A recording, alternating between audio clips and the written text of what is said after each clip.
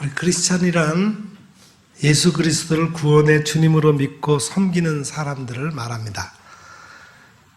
이 그리스도께서 십자가에서 죽으시고 부활 승천하신 후 인간들에게 남기신 가슴 벅찬 약속이 하나 있습니다. 모든 크리스찬이 간직하고 있는 최상의 궁극적인 그 약속, 그것이 무엇입니까? 예수님이 여러 차례에 걸쳐 말씀하셨고 성경 말씀 맨 끝에 굳게 새겨진 그 약속을 우리는 압니다. 바로 진실로 속히 오시리라는 약속입니다.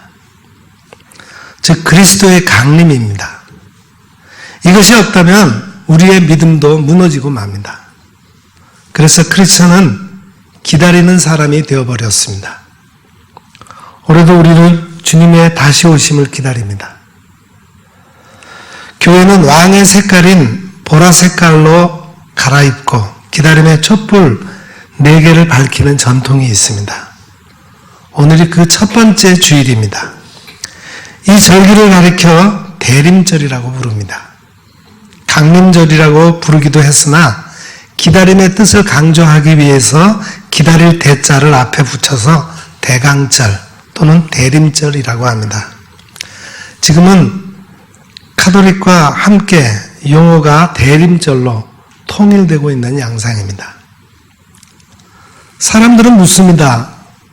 우리가 이토록 기다리는데 속히 오시리라 하신 주님의 강림이 왜 이리 늦어지는 것인가를, 우리는 그 대답 중에 하나를 오늘의 말씀을 통해서 얻을 수 있습니다. 초기 교회의 사람들은 곧 예수님께서 다시 오실 줄로 알고 매우 급하게 준비를 했어요.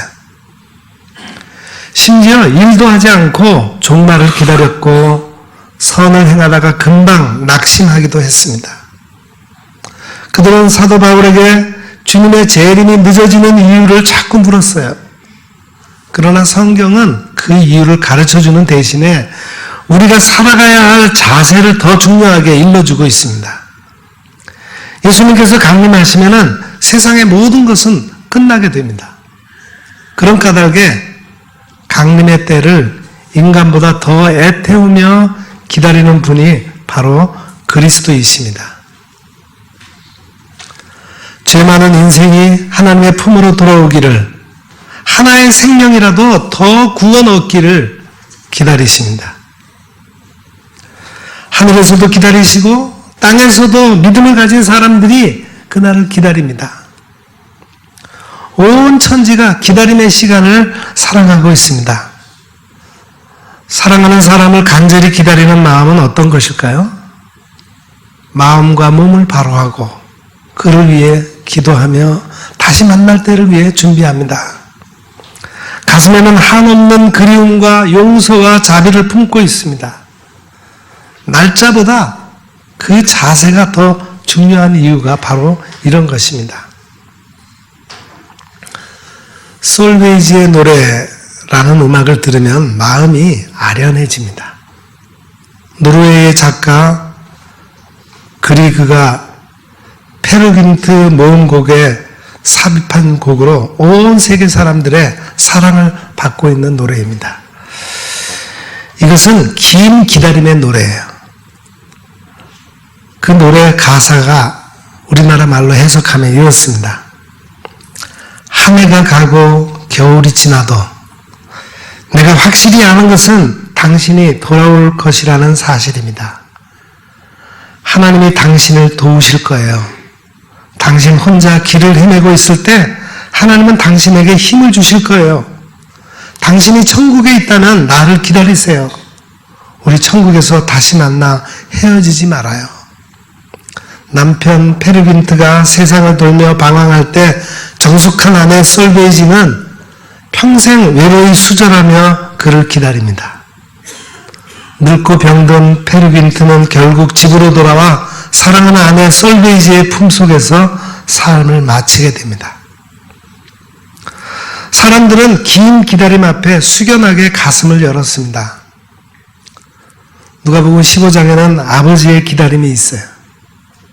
아버지의 재산을 가지고 떠난 뒤 먼 곳에서 다 탕진해버린 아들, 그 방탕한 자녀는 돼지가 먹는 쥐염 열매로 배를 채우다가 결국 아버지의 집으로 돌아옵니다.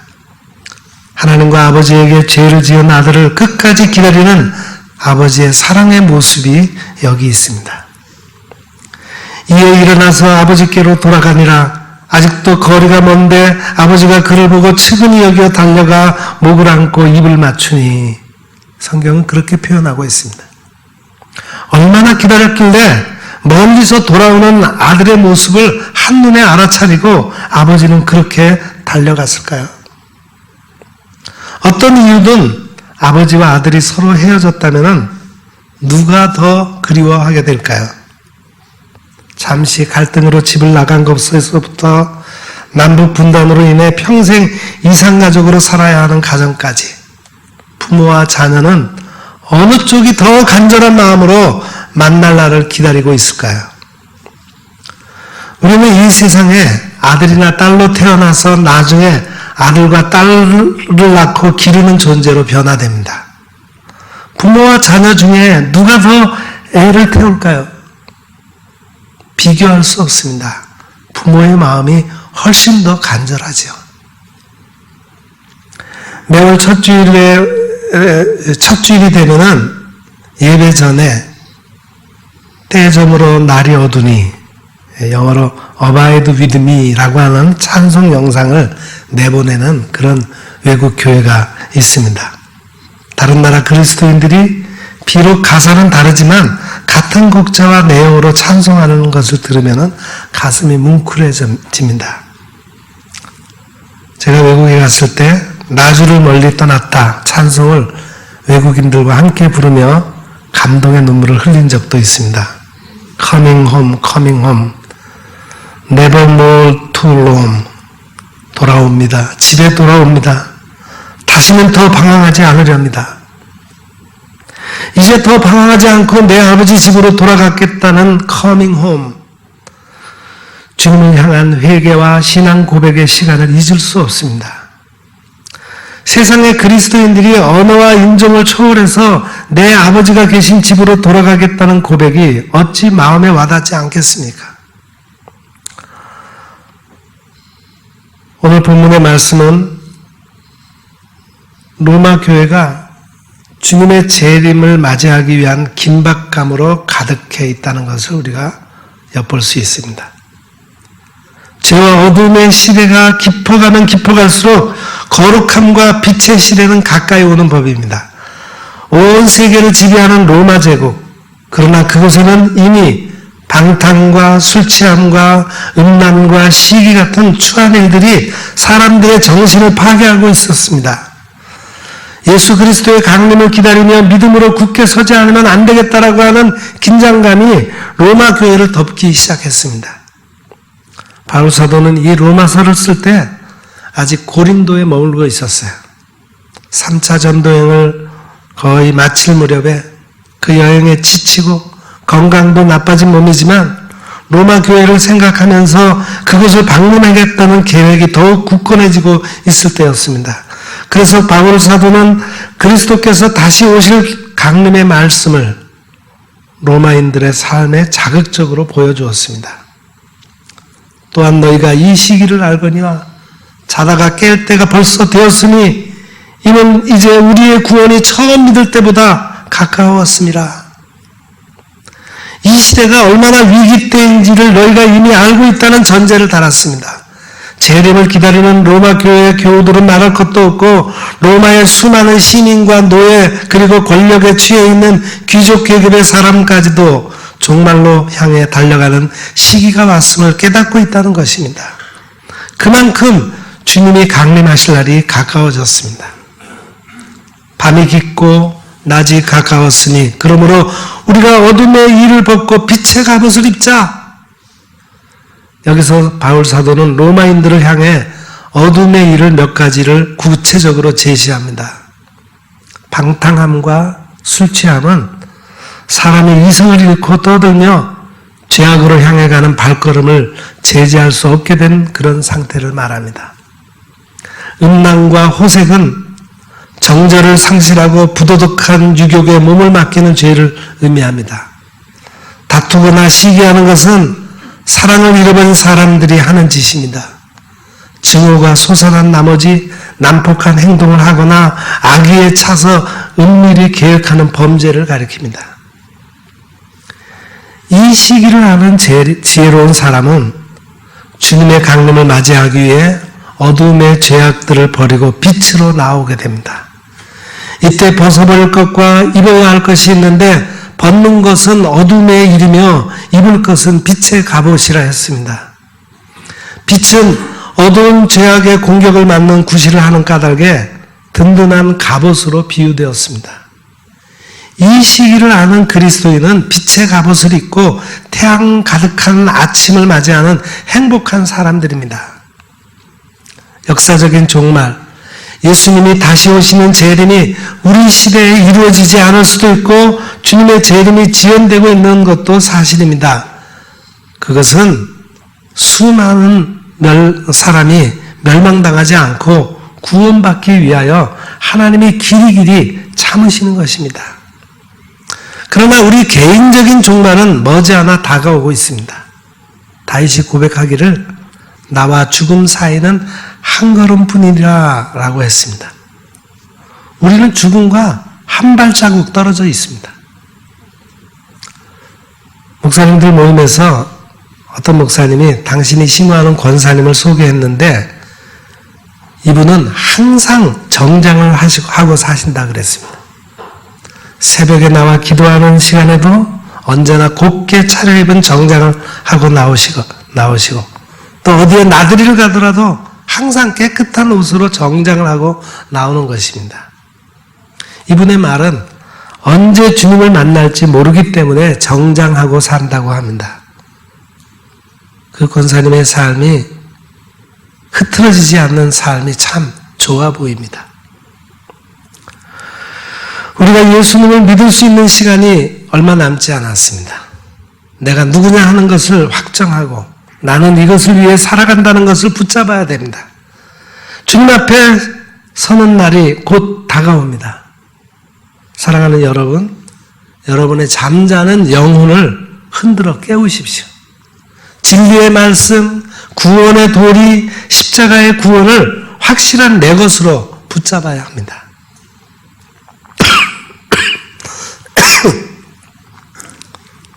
바울 사도가 기록한 이 편지의 의미는 그로부터 300여 년이 지난 후 히포의 성자 어거스틴의 회심과 관련된 구절로 더욱 새로워졌습니다.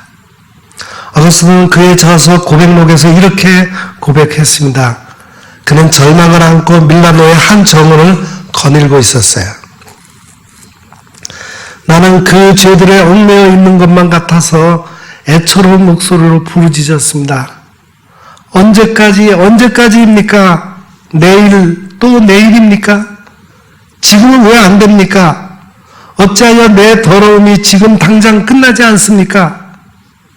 이렇게 말하면 내 마음은 산산이 부서진 채로 슬피 울고 있었습니다. 때마침 이웃집에서 들려오는 소리가 있었습니다. 집어 읽어라 하는 것이었습니다. 금세 내 안색이 변하면서 나는 곰곰이 생각해 보았습니다. 어린이들이 무슨 놀이에 저런 노래를 부를까? 그러나 어디서고 들어본 기억이라고는 전혀 없었습니다. 나는 울음을 뚝 그치고 일어섰습니다. 이는 곧 하늘이 시키시는 일이었습니다. 성경을 펴들자마자 첫눈에 띄는 대로 대목을 읽으라 하시는 것으로 단정했습니다. 나는 불이 나게 친구 알리피우스가 앉아있는 자리로 돌아갔습니다. 거기에다 사도 바울의 서신서를 두고 온 까닭이었습니다. 집어들고 펴고 읽기 시작하자 첫눈에 들어오는 말씀은 이것이었습니다. 낮에와 같이 단정히 행하고 방탕하거나 술 취하지 말며 음란하거나 호색하지 말며 다투거나 시기하지 말고 오직 주 예수 그리스도로 옷 입고 정욕을 위하여 육신의 일을 도모하지 말라. 더 읽은 마음도 그럴 필요도 없었습니다.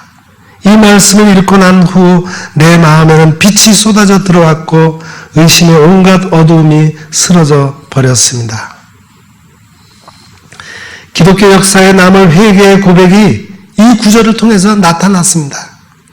어거스틴이 이 경험을 어머니 모니카에게 말씀드리자 어머니는 기쁨에 넘쳐서 승리의 찬미를 하나님께 드렸습니다.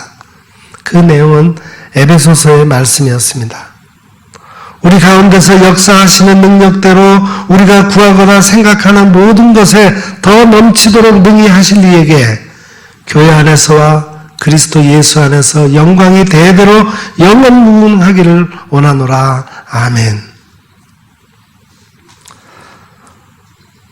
오늘 본문은 육신의 정욕들을 열거한 뒤에 오직 그리스도로 옷 입고라는 비유의 말씀을 썼습니다. 그렇다면 그리스도로 옷 입는다는 의미는 성도들의 성결한 삶에 초점이 맞춰집니다. 주님의 강림을 기다리는 우리의 자세는 그 앞에 흠없이 서도록 하기 위한 노력으로 점철됩니다. 그러나 흠없는 상태를 인간 스스로가 만든다는 것은 불가능합니다. 인간은 연약한 존재라서 그 누구라도 흠없이 온전한 사람은 없습니다. 따라서 우리는 모두 허물투성이 인생들입니다. 성미가 급해서 사고를 치고 마음을 풀지 못해서 원수를 맺고 속한 생각에서 벗어나지 못하고 돈의 노예가 되고 정력을 주체하지 못하고 게으르고 이기적이고 때로는 교만하기 이를 데 없는 삶을 살아갑니다. 아무리 올바르게 살려고 애를 써도 여러 가지 험난한 세상 풍파가 우리를 가만히 놓아두지 못합니다. 과일을 사러 가게에 갔더니 제법 큰 사과 5개가 봉지에 담겨 있는데 생각보다 값이 쌌습니다. 봉지에 붙은 쪽지에는 이 사과들은 좋은 품질인데 약간의 흠이 있어서 별도로 묶었다면서 고객들이 이해하고 구매해 주시라고 되어 있어요. 그런데 재미있는 것은 이 사과가 더 잘 팔린다는 사실입니다. 약간의 흠이 있다고 솔직히 밝히고 저렴한 가격으로 판매한 전략이 손님들의 마음을 사로잡은 거예요. 그 사과를 샀던 분들의 평가는 그 작은 흠을 탓할 수 없을 정도로 대단히 맛이 있었다고 합니다. 우리는 하나님 앞에서 결코 완전할 수 없는 피조물들입니다. 거룩함과 성결함에 흠이 있는 사람들이에요. 비록 완전한 성결을 유지할 수 없어도 강림하시는 우리 주님께서 그 흠을 덮어주실 만한 열매가 되어야 합니다. 인생의 상처를 이겨내기 위해 힘쓴 그 모습을 어루만져 주실 수 있을 만큼의 흠으로 최소화해야 될 것이 아니겠습니까? 그러므로 오늘의 이 말씀처럼 그리스도께서 덮어주실 만한 옷을 입어야 합니다. 세상 풍조에 밀려 이리저리 흔들리며 육신의 일을 도모하다가 결국 주님 앞에 설 수 없게 된다면 우리의 삶은 아무런 소망이 없게 됩니다. 강림하실 예수님께서 우리의 흠을 어루만져 주시고 성결하다고 인정해 주셔야만 합니다. 이를 위해 그리스도로 옷 입는 곧 그리스도와의 영적인 연합을 추구해 가는 노력이 있어야 되겠습니다. 우리 주님의 구속하심으로 구원받은 우리는 예수님의 사람이요 예수님에게 속한 사람들이 되었습니다. 우리들은 예수님으로 인하여 하나님의 자녀라고 하는 신분을 획득한 사람들입니다. 예전에는 어떤 옷을 입느냐에 따라서 신분이 달라졌어요. 왕은 왕이 입을 옷이 따로 있었고 귀족은 귀족의 옷을 입어야 하고 평민은 평민을 나타내는 옷을 입어야 합니다. 군인은 군인의 옷, 군복을 입었고 판사는 법의를 입었습니다. 그리고 죄인은 죄수의 옷을 입어야 합니다. 옷은 그 사람을 말합니다. 옷은 그 사람을 결정합니다. 옷이 그 사람입니다. 어떤 옷을 입었습니까? 우리는 예수의 옷을 입은 사람들입니다. 그러면 우리는 예수님처럼 살아야 하고 예수님처럼 행동해야 합니다. 오직 주님이 오셔야 세계는 달라집니다. 죄악의 사슬을 풀어버리고 미움의 고리도 끊어버리고 진정한 자유와 만족한 삶을 살아갈 수 있는 것은 우리 주님 안에 거하는 것 뿐입니다. 예수님처럼 생각하고 예수님처럼 말하고 예수님처럼 행동하는 작은 예수로 살아가시며 이제 다시 오시는 주님을 맞이하시기를 바랍니다. 주님이 강림하실 날이 더욱 가까워졌습니다. 기도하겠습니다. 사랑하는 하나님,